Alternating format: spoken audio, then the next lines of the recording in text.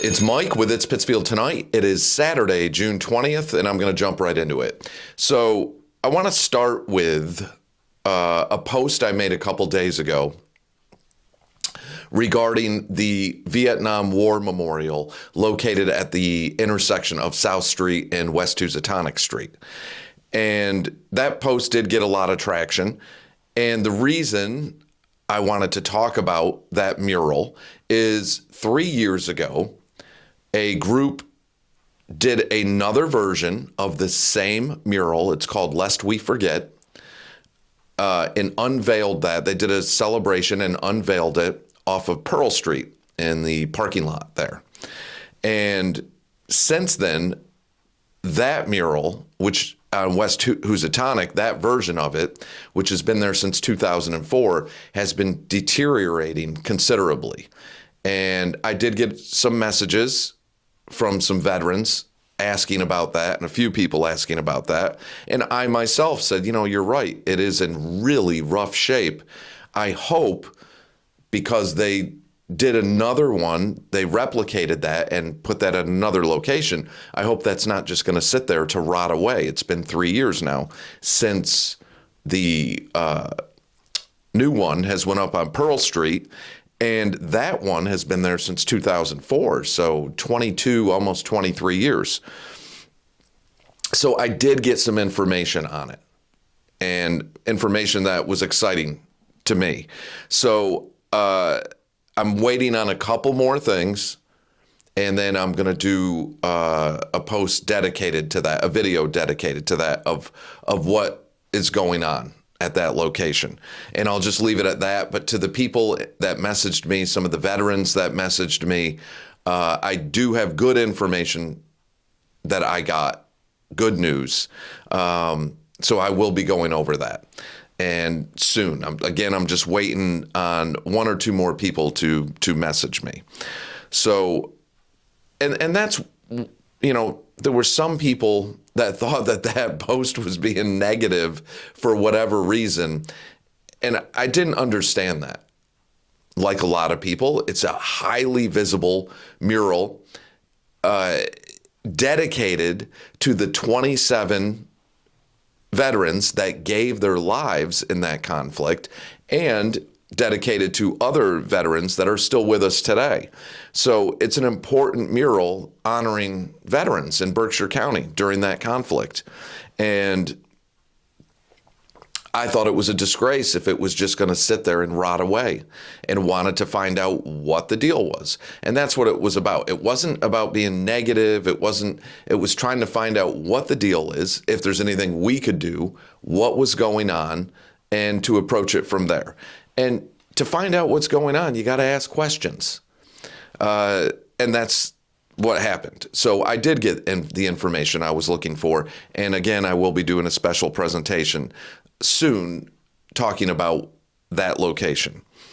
Reading some of those comments, I thought one of them stood out to me, and I thought was hilarious, that said, well, it's so easy for people to go on social media today and complain or point out things that they don't like. And I responded to that, and I said, yes, it is. It's easy for people to go on social media and point out things they don't like. Hence the person who was pointing out that they didn't like people pointing out what they didn't like. I mean, social media, it's funny. There's that remnants of some people left that think social media is this or that.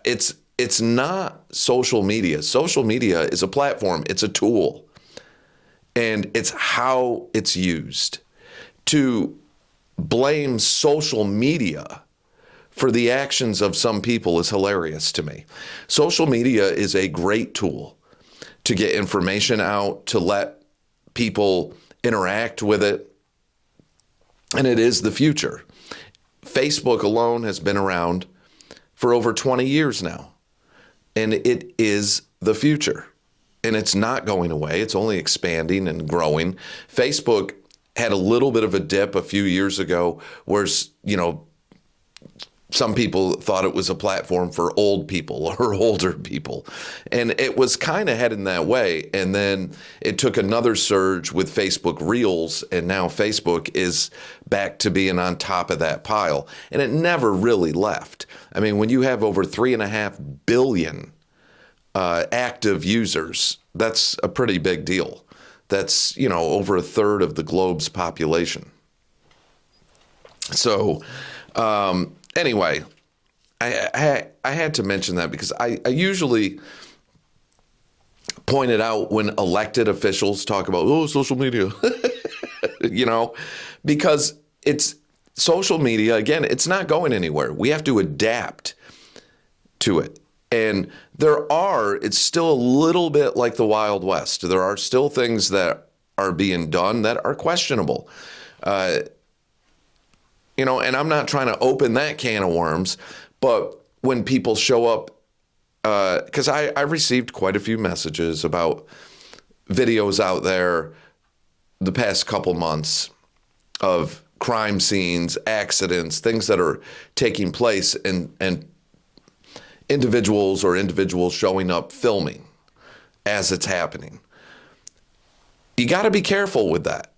And there are laws that, yes, you do have your First Amendment right to go out and film from a public space. And I'm a huge proponent of exercising your First Amendment right. I mean, I do this. So I think everyone has the right to speak up and talk about issues and, without fear of retaliation or punishment from the government or anything like that. You do have that right.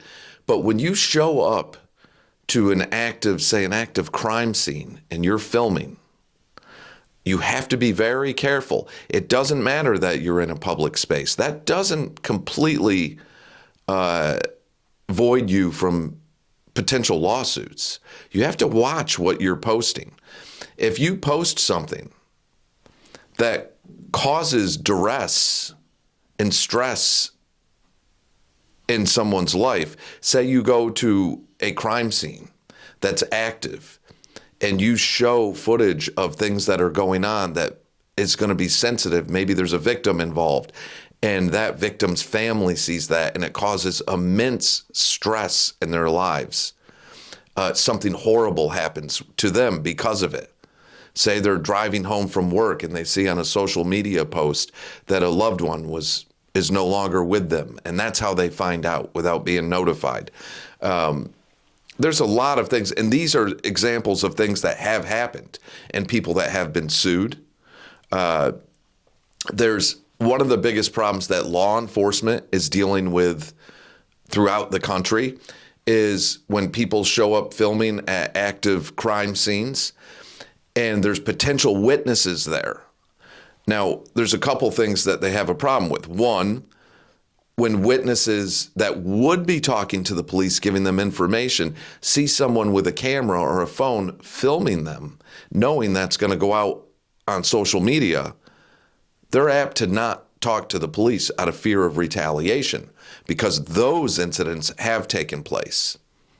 That absolutely has happened, and it's becoming a major issue with law enforcement throughout the country. And that's why another thing that you're seeing a lot of is police can encrypt their radio frequencies like that. It's relatively easy for them. That's something that's happening again throughout the country. And what that does is it prevents the calls that are going out, showing up on these free scanner apps and paid scanner apps, because of some of those things. Nobody wants to be notified of a tragedy of a loved one being deceased or something like that through social media. It needs to follow the proper channels. And if you look at the history of that, there was a famous case in the late 50s, a plane crash with Buddy Holly, Richie Valens, and the Big Bopper. I think 1959, the day the music died, that's known as. So a lot of old people out there like myself will know what I'm talking about. I wasn't alive in 59, but being a musician, I mean, that's Buddy Holly is a big name. So what happened was that plane crash took place. A radio reporter, rock and roll station radio reporter, put out on the air that the crash took place, that Buddy Holly was dead, Richie Valens was dead, the Big Bopper was dead, before law enforcement had a chance to notify the family.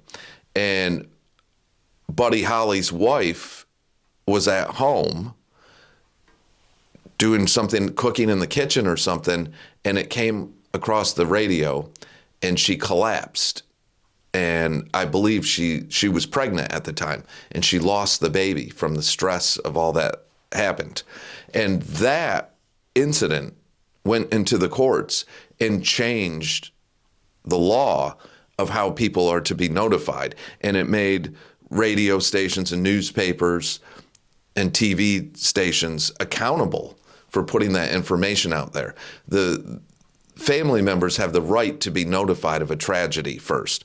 So I think with social media, we're walking a thin line there, and you got to be really careful and considerate of what you are posting, and make sure, for one, you're not interfering with a police investigation. Two, that you're not preventing or stopping potential witnesses from talking to law enforcement, because you don't want to be seen at the scene and have that all over social media and someone coming after you. And then, of course, the family. You have to think of family members of these incidents. So that's all I'm going to say on that. I think people have to be cognizant of that and think about what they're doing. Now, I understand a lot of people want to get social media views and clicks and all that, but don't do it at the expense of other people. That's where you have to be careful. And again, I'm a huge proponent of people exercising their First Amendment right, but make sure you're doing it the right way. And that's it on that. The For the Love of Pizza Week starts next week. I did some more filming yesterday, so I'm excited about that. Pizza is one of my favorite things in the world. So I have more coming up, but on Thursday, June 25th, for a whole week, I'll be airing every day a different one of our Central Berkshire pizzerias, highlighting what they offer, what they specialize in, the whole deal. It's not a competition. I don't like that. I don't like pinning business against business. I like businesses working together and boosting each other up. And we have some incredible local pizza places that are unique to us, that are unique to our area.